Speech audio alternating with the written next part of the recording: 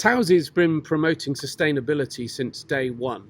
Back in 1965, when the festival started, my nan, Sheila Manners, was at the forefront of recycling and leading the charge before it was even a thing.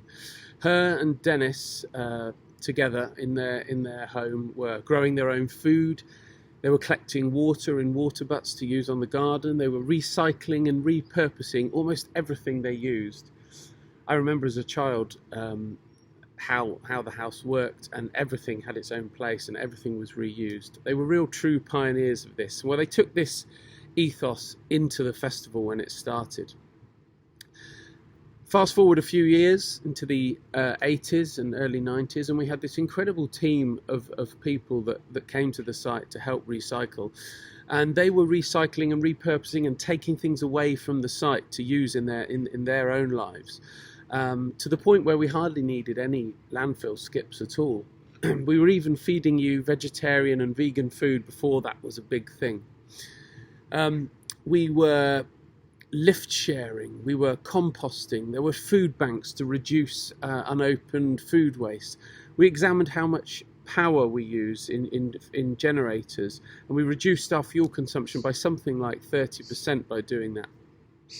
We asked our toilet suppliers to supply toilets with push taps and showers with push fittings. We even replaced all of our taps around the site, some 100-odd taps, with push fittings to save water.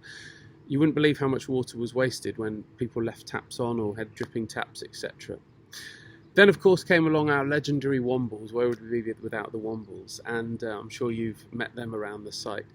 They, again, took recycling to a new level for us, getting to a point where we were recycling and repurposing almost 80% of everything on the site.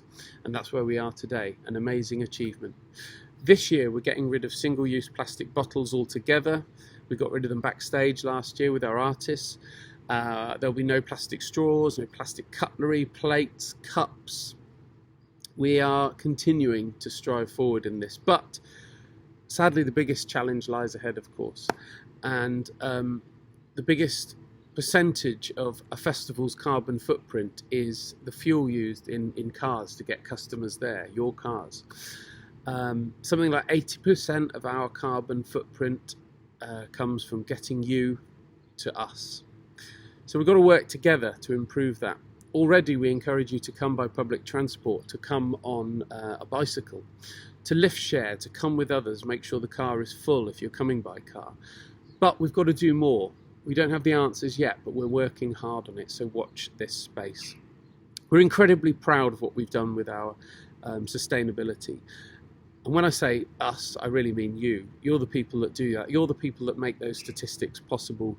You don't leave litter on site.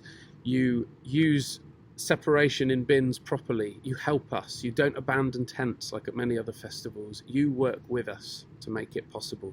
And I can't thank you enough for that. Let's keep playing our part. We face the biggest struggle of our lives as residents of this planet.